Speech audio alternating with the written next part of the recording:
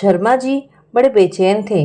रात के 11:30 बज चुके थे, लेकिन उनकी बूढ़ी उदास आंखों से नींद ने तो जैसे नाता ही तोड़ दिया था। और इसकी वजह थी उनकी औलादे। 70 वर्षीय शर्मा जी के 2 बेटे थे। उनका बड़ा बेटा संजीव जब 12 साल का था, तब उनकी धर्मपत्नी का स्वर्गवास हो गया। 1 साल बाद उन्होंने दोबारा शादी कर ली। विवाह के 1 वर्ष बाद उनके छोटे बेटे राजीव का जन्म हुआ। अब ये दोनों और उनका परिवार शर्मा जी के साथ ही रहते थे। पिछले साल शर्मा जी की दूसरी पत्नी भी ईश्वर को प्यारी हो गई। कहने को तो शर्मा जी अपने बेटे, बहुओं और पोते पोतियों के साथ रहते थे, लेकिन फिर भी वे काफ़ी अकेलापन महसूस किया करते थे। पिछले कुछ दिनों से ये अकेलापन और ज़्यादा बढ़ गया था। इसकी वजह ये थी कि शर्मा जी को इस बात का आभास हो गया था कि दोनों भाइयों में बहुत जल्द कुरुक्षेत्र का युद्ध होने वाला है। शर्मा जी का कमरा उनके दोनों बेटों के कमरों के ठीक बीच में था। करीब आधी रात का वक्त हुआ होगा कि तभी उन्होंने अपनी बड़ी बहू संध्या को अपने पति संजीव के कान भरते हुए सुना। सुनो जी, संध्या गुर्राई, कल सुबह ही बाबूजी से बात कर लो और प्रतापगढ़ की जमीन अपने नाम करवा लो।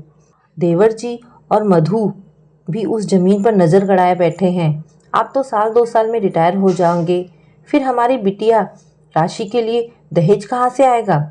मैं तो कहती हूँ कि गांव में बाबूजी की टूटी फूटी पुरानी कोठी है ना, उसे देवर जी के नाम करने की बात उनके कान में डाल दो और प्रतापगढ़ की ज़मीन बेचकर राशि के दहेज का इंतज़ाम कर लो।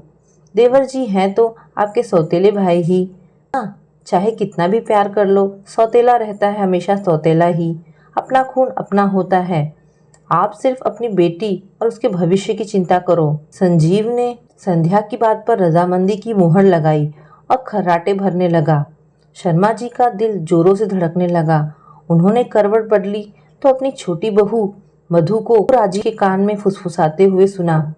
देखो राजीव जी, मधु ने बड़े रोमांटिक अंदाज में कहा, कब तक तुम एक छोटी सी कंपनी में क्लर्क की नौकरी करते रहोगे? मेरी बात मानो और बाबूजी से जाकर कहो कि वो प्रतापगढ़ वाली ज़मीन तुम्हारे नाम कर दे। उसे बेचो और उन पैसों से कोई बिजनेस शुरू कर लो। तुम्हारी अच्छी कमाई होगी तो ही हम अपने बेटों को शहर के अच्छे स्कूल भेज सकेंगे ना। पढ़ लिख जाएंगे, अच्छी नौकरी करने लगेंगे तो कल हमारे बुढ़ापे की लाठी बन पाएंगे ना हमारे बेटे। जेठ जी की तो अच्छी खासी सरकारी नौकरी है। 2 साल बाद जब रिटायर होंगे तो प्रोविडेंट फंड के नाम पर तगड़ी रकम हाथ आ जाएगी। बाबूजी से कहो कि पुरानी कोठी उन्हें दे दे। उसकी मरम्मत करवाने के पैसे भला हमारे पास कहाँ हैं? राजीव ने मधु के सुर में सुर मिलाया और जल्द ही खर्राटों का राग अलापने लगा। बेचारे शर्मा जी को अब इस बात का पूरा विश्वास हो गया था कि कल उनके घर में महाभारत होकर ही रहेगी। उन्होंने पूरी रात आंखों ही आंखों में काट दी। अगली सुबह संजीव नहा धोकर तैयार हो गया। उसने सोचा बाबूजी से जमीन जायदाद की बात करने से पहले पूजा पाठ कर लिया जाए। शुभ काम से पहले ईश्वर को याद कर लेना चाहिए ना। वो सीधे पूजा घर गया, दिया जलाया और हाथ जोड़कर पूजा करने लगा। तभी उसकी नज़र मंदिर में लगे राम और लक्ष्मण की तस्वीर पर पड़ी। उसने सोचा श्री राम को तो माता कैकेयी ने वनवास दे दिया था, लेकिन लक्ष्मण चाहते तो अयोध्या में ही रहकर राजमहल का सुख भोग सकते थे। लेकिन उनके लिए अपने बड़े भाई के प्रेम से बढ़कर और कुछ नहीं था। राजमहल का सुख तो दूर की बात है, वो तो अपनी प्रिय पत्नी को भी छोड़कर अपने भाई के प्रति अपना कर्तव्य निभाने निकल पड़े थे। तो वो दोनों भी सौतेले ही भाई थे। भगवान राम ने भी तो अयोध्या का राजपाट, जिस पर उनका अधिकार था, खुशी खुशी अपने भाई भरत को दे दिया था, तो वो भी उनका सौतेला भाई था। राघव को एक बात समझ में आ गई, स्वार्थ और लोभ से घर में महाभारत छिड़ जाती है, लेकिन त्याग और प्रेम से रामायण की सत्ता स्थापित हो जाएगी। संजीव शर्मा जी के कमरे के सामने से होकर सीधा राजीव के कमरे में गया।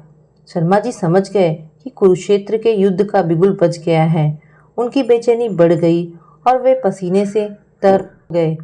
राजीव, संजीव बोले, प्रतापगढ़ की ज़मीन तू रख ले, उसे बेचकर कोई अच्छा बिजनेस शुरू कर लेना। तू कब तक ये छोटी मोटी नौकरी करके घर चलाएगा? नहीं भैया, बड़े भाई का त्याग देखकर राजीव को अपनी छोटी सोच पर बड़ी शर्म आई। वो ज़मीन आप रख लो और उसे बेचकर राशि बिटिया की शादी करवाओ।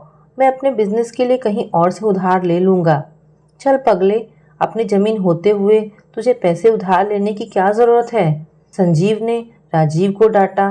मेरे प्रोविडेंट फंड के पैसों से राशि की शादी हो जाएगी। अपने प्रोविडेंट फंड के सारे पैसे बेटी की शादी पर खर्च कर दोगे तो रिटायरमेंट के बाद का जीवन कैसे काटोगे भैया?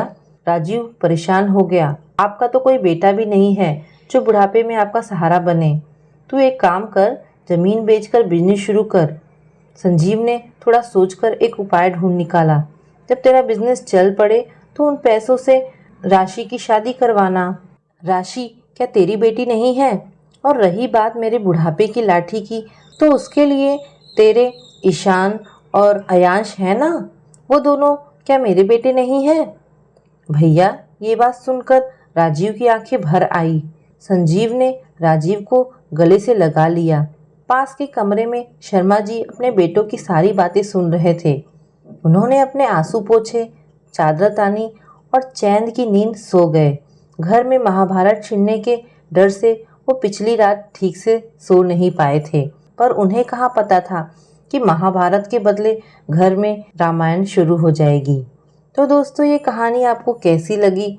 अगर आपको कहानी पसंद आई हो तो प्लीज़ इसे लाइक एंड शेयर करें। धन्यवाद दोस्तों।